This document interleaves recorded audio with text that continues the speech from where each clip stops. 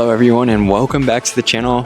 We're here at BTC in DC. This is the very first year of BTC in DC, and stay tuned for everything that we're going to be covering and potentially some really interesting interviews, some interesting takes from different authors and people here within the Bitcoin space. This is the first year that this conference is happening here in DC, and there's a lot of really interesting figures out here. A lot of prominent people in the Bitcoin space are speaking today.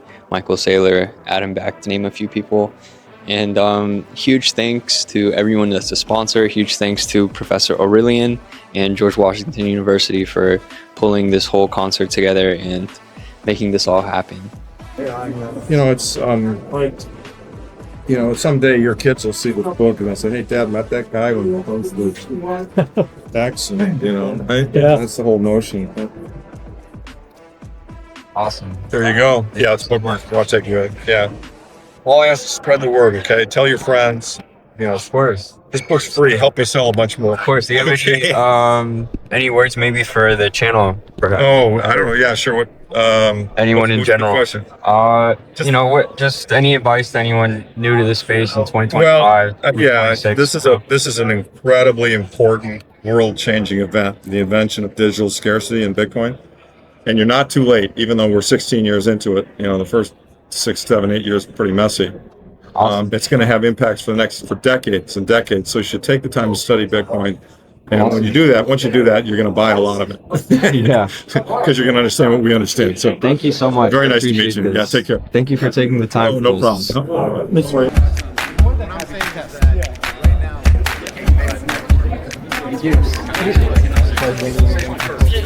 We've met a few times at Strategy in Nashville.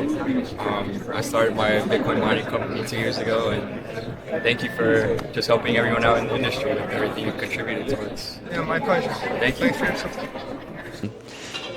So hello everyone, I'm here with Adam Back, one of the earliest contributors and participants of the Bitcoin network itself. Adam, for anyone that's starting out, in 2025, going into 2026 within Bitcoin in general, is it too early or too late to get in? And any tips on, mining or just anything in general with Bitcoin that anyone should know of? I mean, I think it's still early. You can tell because, many financial professionals are quite uncertain. And so that's an indication that we're still early, for example.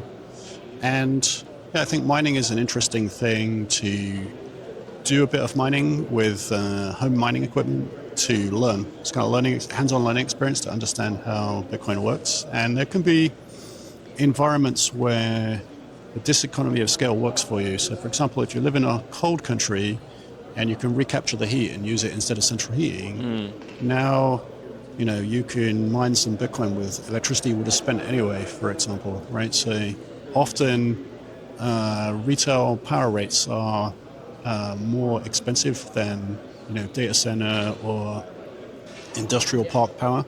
So this could give you an advantage on a small scale. You get a couple of miners in your garage, use it to heat your house or something like that. Plus it's fun, right? Of course. Thank you so much for making that point. And just to end off here, how are you enjoying Washington, D.C.? How are you enjoying this conference? I know this is the first day, but any input on just the local weather, or how you like the city so far? Well, I haven't explored the city very much, but I had a nice conversation with a few people. So I chat with Aurelia, the professor at Georgetown that's putting this event together on stage, which was interesting, very fast-paced conversation, and then some conversations with Bitcoiners who happen to be here as well. So it's been a lot of fun. Awesome. Thank you so much for being here, and thank you for everything you've done so far, contributing in the space and helping other people on this journey. Yeah, thanks for having me on. Thank you so much. All right. Pleasure. We're going to see Micheal Saylor speak. Isn't that right, Alex? Let's go. Mad at them. You should be delighted because they are going to transfer all of their money and power and influence to you. Okay?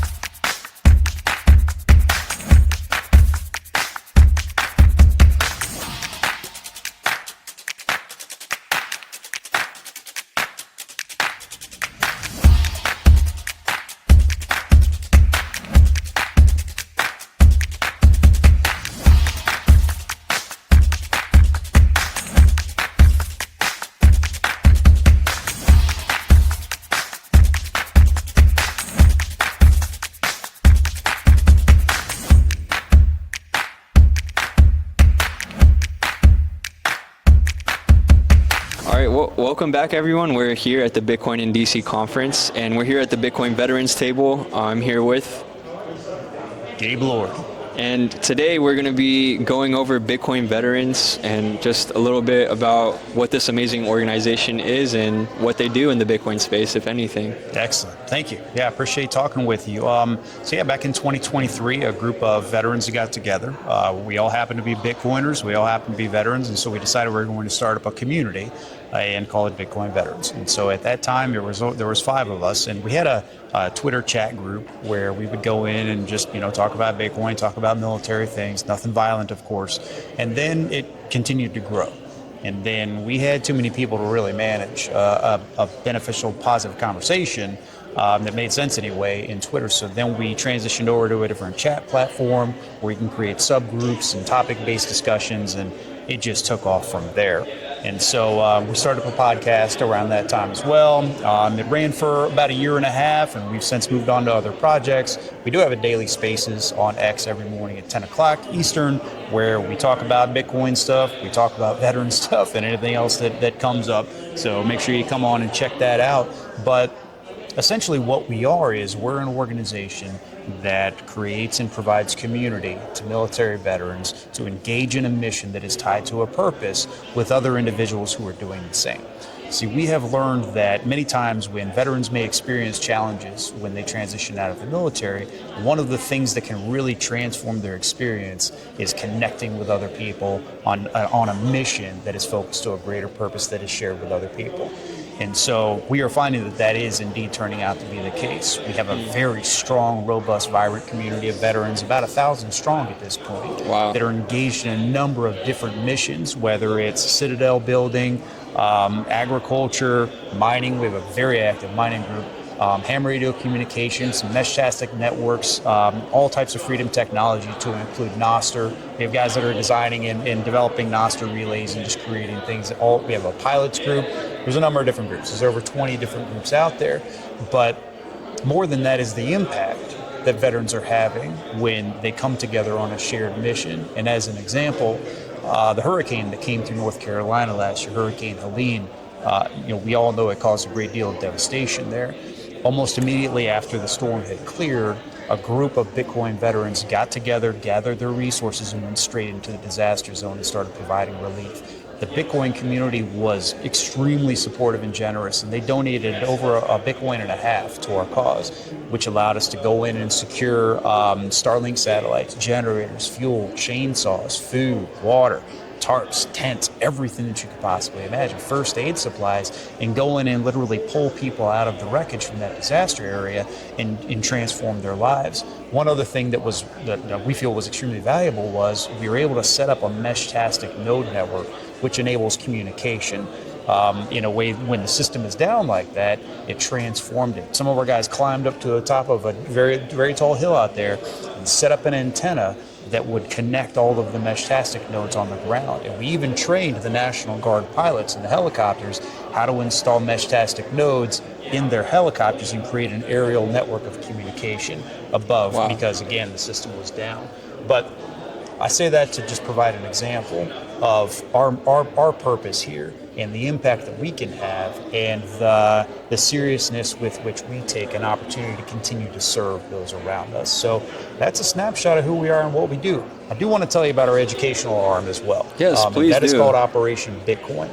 Operation Bitcoin is a 501c3 nonprofit that provides education to military veterans. We teach them about Bitcoin, we teach them about other freedom technology, all the stuff I was talking about earlier, Okay. AI, energy, freedom technology.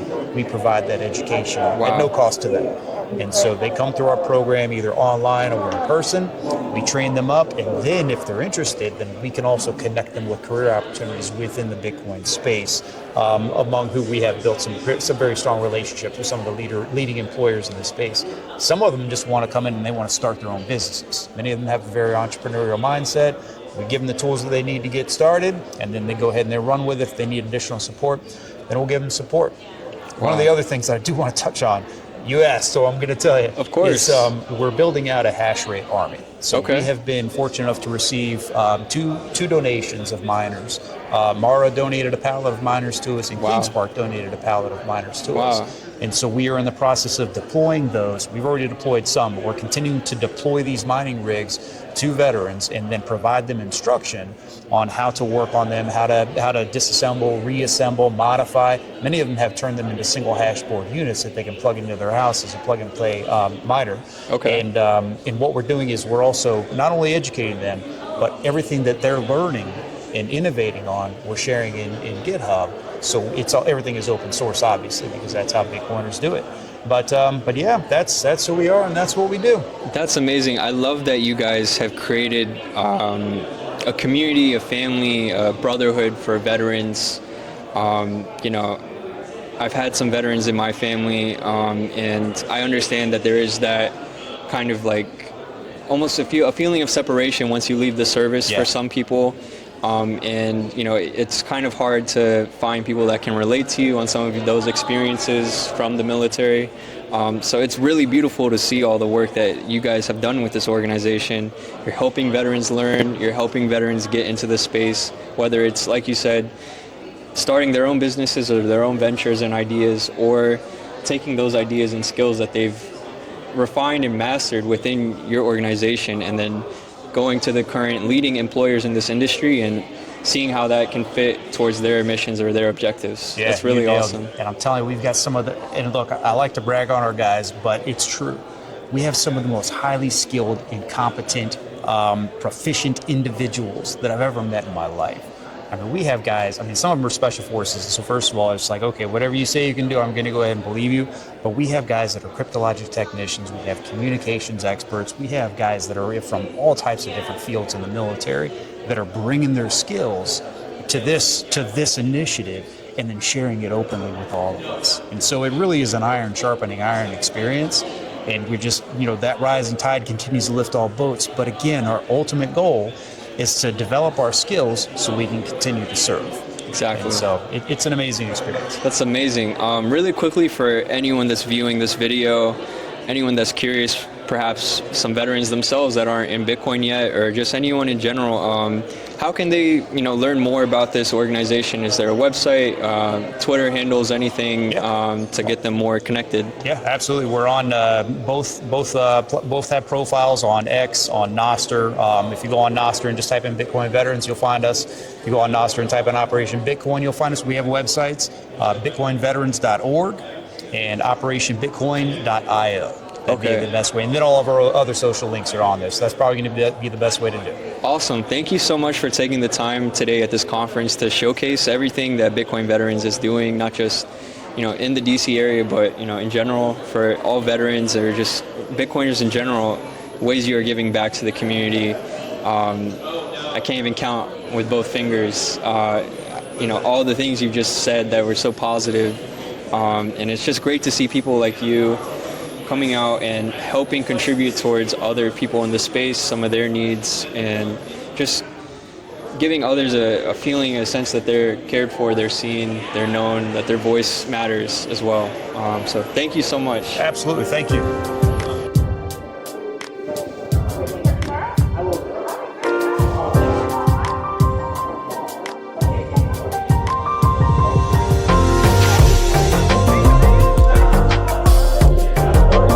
This is what I call the essence of Bitcoin.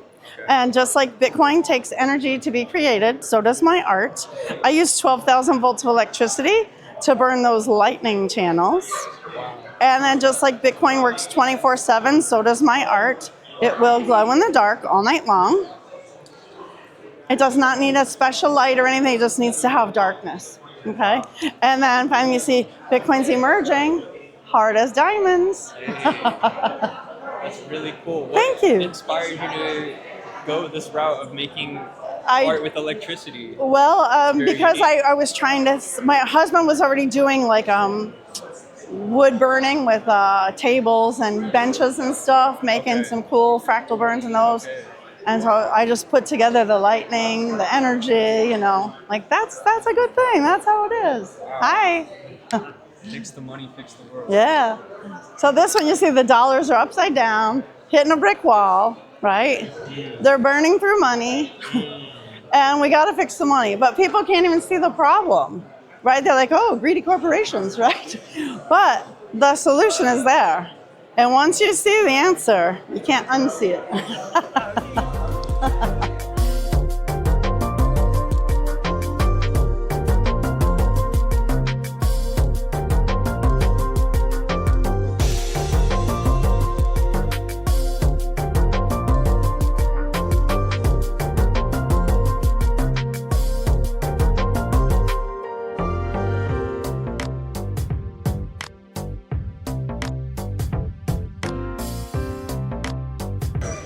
We're here. This is the first day of the conference, the VIP after party / reception, whatever you want to call this.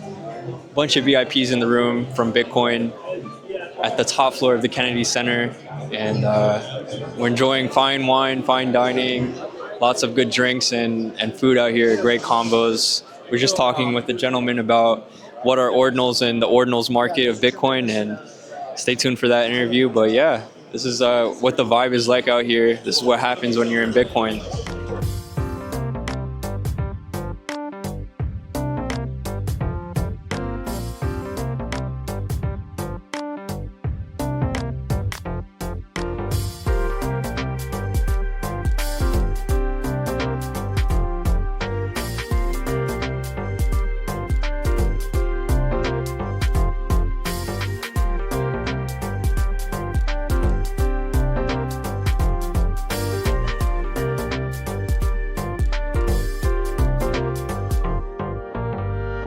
All right.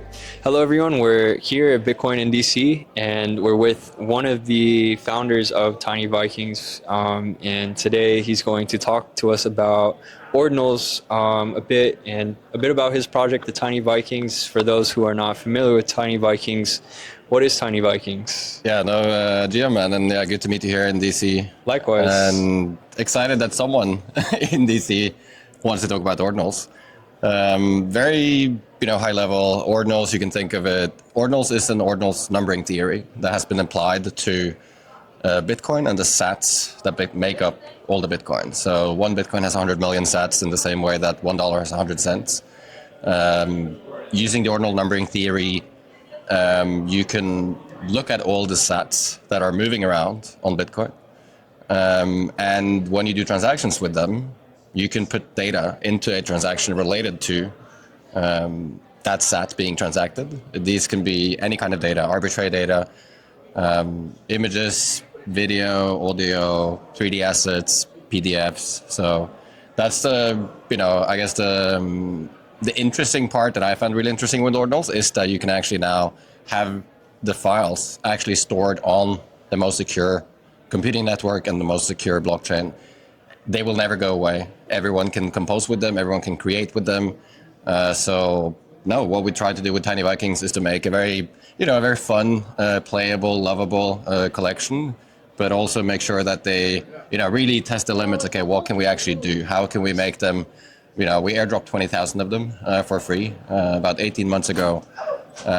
It's definitely one of the biggest, free airdrops on Bitcoin so far. And we burned 5,000 of them. Okay. The reason we did that is simply because we gave them away for free. We wanted to, and part of the gamification of the launch and the play out of the story is that you had to move them once, so that we could see that they were in wallets of people who cared enough, at least within a year of us nagging them to activate your Tiny Vikings, because when you activated them, more stuff happened with the visuals. They got more features that were enabled by that. So again, that just shows that you can put different kinds of scripts on Bitcoin. You can do more advanced things and just put an image there, even though we don't have smart contracts.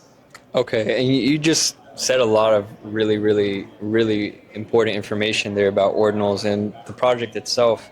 To break that down for a few people, you mentioned, for example, a burn. The burn mechanism. Yeah. And can we go into that for those who don't know what burn means? Yeah. What does that mean when you burn something? There's a few ways to burn things. What we did would probably not be classified as a very, very, first definition of it that everyone would agree on.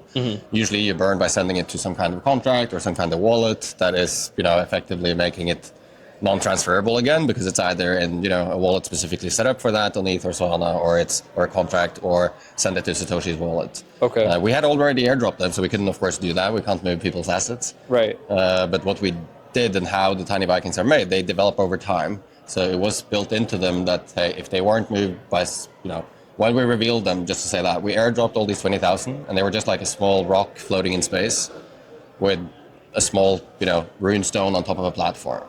Then we had programmed into the reveal that every 888 blocks, which is about 7-8 days, or six days, 144 blocks per day, a new asset would appear in the art. Okay. And then after like 10 of these sequences, the Tiny Viking suddenly appeared. So we had a lot of people who were a bit mad, but that they didn't get to see their Tiny Viking immediately. You might have like a non-reveal and then it goes to reveal. We had like, again, so far like 10 or 11 stages of that, and now they, turned into 2D and 3D. But yeah, back to the burn. So the ones who didn't get activated by a certain block height, they up now the script built into the, the whole stack that creates the Tiny Vikings on Bitcoin. Reads assets from here, uses a script here to put them together in 2D. If someone wants them in 3D, then it reads the 3D parts, which is also stored on chain, puts this on the rig, plays the animation on it. But the ones who were then too late, they are now game over. So if you look at them, they're also not listed on any marketplace. They're still, ordinals. You can still send them. So we can't control any of that, of course. But for instance, you're not able to use them, for instance, in games or to make memes with anymore because the art now says game over. Okay, very interesting. And you also mentioned airdrop. For anyone that doesn't know what an airdrop is, what does that mean if you get ordinal airdrop to you? The purest form of airdrops and ordinals are that you create all these assets, you mint them, you inscribe them as it's called, and then you send them to people. So it's a completely free. Often in our case, we didn't even have any specific, like you didn't need to kiss a frog, you didn't need to like wear a wizard outfit or like do weird things on the timeline, but we didn't tell anyone that it was going to be a fair airdrop. So we told people that it's coming as a project, and we haven't decided mint price or supply yet. So we kind of used that as a filter to see, okay, who's really into this, who really wants to be a part of it, even though not knowing necessarily the price or when it's going to happen, or again, ordinals or one Bitcoin has 100 million sats in them. So from the first issued Bitcoin, you can think of that first sat as the first 0 to 990 or 99 million in the sort of registry of indexing. So the sat number never changes. The sat number is always the same. But onto sats, you can inscribe basically save data. So it utilizes Bitcoin script, which has room for more to put in this data. If it's image data, if it's animation data, if it's PDF data. Go have a look at like what we're doing with OpenOrdinal at openordinal.dev. Talk to us on the timeline, the Tiny Vikings team. We run hackathons, so we try to do it every other month. We had the first one actually now a few months ago. We had 6 projects being built, anything from a public video broadcasting system on Bitcoin. We had a decentralized like newspaper, like Bitcoin Gazette, that you can go and write articles. They get saved on chain. No one can ever remove it. We had Chrome extensions that people built to go and directly inscribe social posts to ensure that they'll be saved forever and not removed by anyone. We also had someone building a game for the Tiny Vikings that will also now is joining in the second season of the hackathon, where you can take your Tiny Vikings, paste in the ID of them, and you can play them and fight them in 2D, and I think next stage would be 3D as well.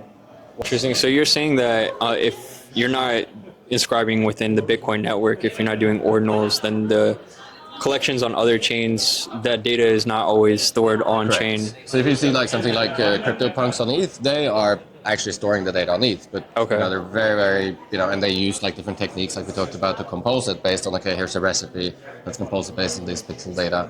So they're not saving all the pixel data per CryptoPunk, but most ETH and Solana projects are doing that. We've seen that recently. over the last year now, where the usual installment of payment on IPFS or Pinata or ARWeave is about, I think it's 2 years. Okay. And then unless someone actually pays it after, that first one has lapsed, then it's going to get taken offline. Wow. Wow. So Bitcoin is forever. It Tiny Vikings lives is. on Bitcoin. They're going to be it forever. Super That's exciting amazing. to see more people build, higher levels of, I guess, money. Close off for the viewers. You covered a lot of great information on ordinals and just the project in general. For anyone that's curious about Tiny Vikings some more, where can they contact or find more information? Do you guys have a website or Twitter or anything that they can go to? And how can they learn more about Tiny Vikings if they want to get, connected, or if they are interested in perhaps purchasing part of this collection and becoming a part of the community itself? So there's a few easy ways to find Tiny Vikings. You can find me at conferences. If you're a holder, I will give you one of these. So this is an actual Tiny Viking in real life. They're about 1 by 2 inches. And it's just a one-to-one replica of the classic Tiny Viking in 3D. But it's easy to find. You can search Tiny Vikings on X. You can search Tiny Vikings on Magic Eden. Magic Eden is the biggest ordinals marketplace. So anyone who wants to scoop up some tiny grails, go check out Magic Eden. But talk to us on X. For anyone that's not, doesn't know what Magic Eden is, maybe they're only familiar with like exchanges for buying, the spot coins themselves. That is, what would you say Magic Eden is? It's like eBay or like a Amazon for buying. If anyone's heard of ordinals and things, or what would you call OpenSea, Magic Eden is kind of a main competitor to OpenSea, but they also do ordinals. So you will need to have self-custody wallets. You will not be able to buy this off of a centralized exchange like Coinbase, but you can use a variety of wallets like Xverse. You can use OKX wallet, Unisat. There's a myriad of these, and I think the best place, like if you want to pick some up, go get onboarded on Magic Eden. First, you go and open a self-custody wallet. Make sure your keys are protected. Of course. Don't put them into a Google Drive document. Don't share your keys. Don't. Then you can send a few sats over from your Bitcoin wallet on Coinbase or Kraken or wherever you have it to that wallet, and that makes you ready to go and shop on Magic Eden. But I highly recommend, if you've never done this before, there's tons of YouTube videos out there. Buying ordinals on Magic Eden, how to set up an Xverse wallet. Highly recommend, go check these things out. There are a few quirks. The most important one is that on these self-custody wallets, you usually have a few addresses. One that's specifically for pure Bitcoin. Okay, awesome. This has been very informational. I really thank you for taking the time. Indeed. Thank you, man. Allowing us to interview you and just teaching so much about the ordinal space, the Tiny Vikings project, and helping everyone learn more about what ordinals really is, helping clear some of the confusion in the space. It's not just spam and it's not just trash on the network. There's actual uses, like you said, and being able to store data and files on sats is a huge breakthrough, in my opinion. It's a huge tool for the network. Thank you so much. Thank you so much. I hope you enjoy the rest of this conference. Likewise, and stay tiny, everyone, and big love to the Tiny fan back there. Thank you. Everybody, we're here at BTC in DC with our CEO, King Suleiman, as I like to call him, King Suleiman. But yes, it's the CEO of Terrapin Crypto Solutions, and we're here at BTC in DC, hosted here at the Kennedy Center. And right now we're just taking it all in. We are, 2 steps away from the reception. Just had an awesome conference. So Suleiman, tell us a little bit about, 1, what you do, and then 2, how was the conference? I do a lot in the space. I started out as just a Bitcoiner, just a contributor to the network in the sense that I was just buying and holding and investing in it as most people do. And then as time went on, I just wanted to get more involved with it. I started mining, then I started this company. Okay. What does Terrapin Crypto do?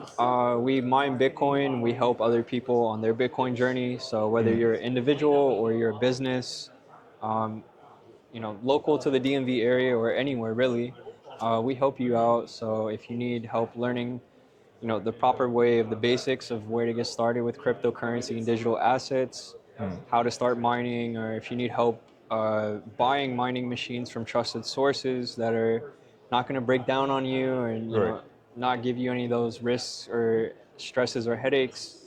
We help you in that sense, and we do a lot of just a lot of stuff on the educational side of Bitcoin, and yeah, mostly mining though. All right, so we're leaving the Kennedy Center right now, and we're going off to Adams Morgan, where we're going to the after party, and we're gonna go enjoy that and see what's going on with that, and stay tuned to that. Yeah.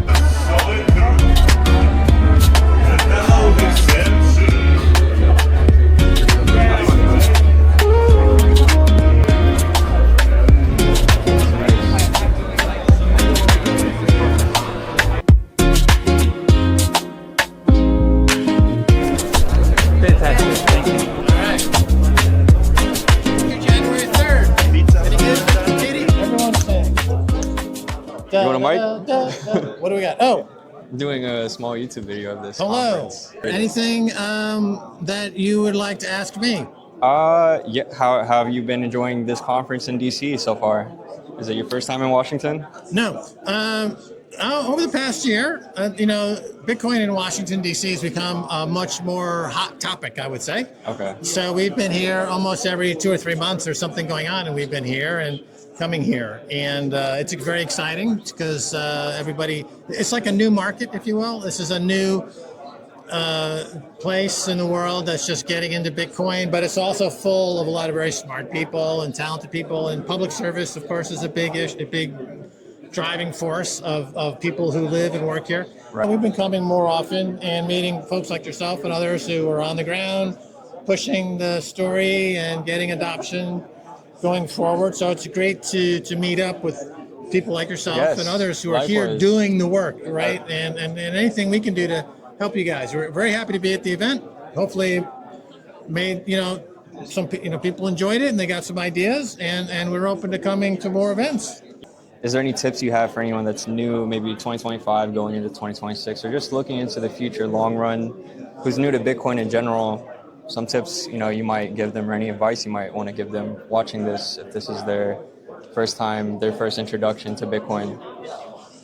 Well, I think there's a couple of ways that for the person just learning about Bitcoin would give them some immediately grab their attention. And I think right now, the problem with inflation is something that everyone kind of has a thought about, and everyone's feeling the impact of inflation. Of course. And then, obviously that leads into a conversation about gold. Of course. And then from gold, you can move into a conversation about Bitcoin because they're kind of like, in the same category. You kind of understand the fundamentals in a sense. Yeah, it kind of goes there. And so you're not talking about the technology so much, or monetary theory, or monetary history. It's very easy to go, over, people who understand Bitcoin like to show everybody in the world how smart they are. Mm-hmm. But that's generally not a good way to try to get somebody else interested in Bitcoin. Mm. So you have to, what is your immediate problem? And mostly it's inflation. So, here's something that might, think that can help that. Right. And then so much. It's been a pleasure interviewing you and having you here. Thank you. Great. Hope you're back soon. Yes. Thank you. All right. So we're back here at BTC in DC, and we're here with Josh out here in the exhibitor booth area and at the top floor of the center. And please, Josh, for anyone that's watching this video who's not too familiar with what's on this table, please give us a little bit of info about what you're doing out here with this booth, some of these products you have here, and just a little bit about the story of all this. Absolutely. So I recovered a life-changing amount of Bitcoin last year. This company, founded by Joshua Groth, Nova Sapien, they're the ones who helped me recover it. And I'm here today at BTC in DC to talk about self-custody and promote self-custody using his self-custody kit. It's $150, and it includes everything that you need to do self-custody in it. Aside from the seed signer, we also resell the DIY seed signers. These come in pieces. You're meant to assemble them yourselves. In this bag is a Raspberry Pi Zero, and it's completely open source hardware and software. You can verify all the circuits on the Raspberry Pi to make sure no one has tampered with your device. It includes an SD card that is empty, and then you load the Seed Signer OS on it yourself, and that way you're completely secure and you know that no one has messed with your device before you got it. Once you do that, it takes about 15 minutes plus a quick solder. You get a device very similar. This is basically it. I built this one myself, and that is the Seed Signer. After that, Novasapien recommends using self-generated entropy. In the kit, we include dice as well as a word list. And then you roll your dice, and you can select with your dice the words. You copy your words to your seed phrase card, and then you can use your Seed Signer to generate your 12th word and the QR code, which goes on the back of the seed phrase card. And that is basically a single sig setup. We recommend that you back this up in on 3 separate cards that are distributed in multiple separate geographic locations. And then you basically have everything that you need to do self-custody all on your own. We then recommend not to put over, say, $50 to $200 worth of Bitcoin on a single sig wallet. In the kit, we also include a passphrase card, so you can generate a passphrase, which is very similar to a 13th word, and you can store them separately. So perhaps you give your wife or your boyfriend or whoever your 12 words, and then you give your passphrase to your lawyer or your accountant or someone you trust. And so it's like a 2 of 2 multi-sig. And this, I think, is probably good enough for most people to get into self-custody. I really appreciate you explaining all this for everyone watching this. And for anyone that's maybe a beginner or maybe someone that's been in Bitcoin for a while or crypto in general, and they might still have stuff on a centralized exchange. In general, what is your recommendation or some tips on why you recommend people get a wallet and secure things themselves? Great question. So I would say that if we could trust exchanges, we wouldn't need Bitcoin. Bitcoin eliminates the counterparty risk. If you hold it in self-custody, you're not trusting any middleman or anyone else to hold your Bitcoin for you. And in fact, I would argue that this is the only asset that you can actually hold yourself where you're not relying on a middleman, compared to stocks, compared to real estate, compared to bonds. So to that end, it's very good. Thank you so much, Josh. Thank It's you. really been a pleasure. Likewise. Thank you.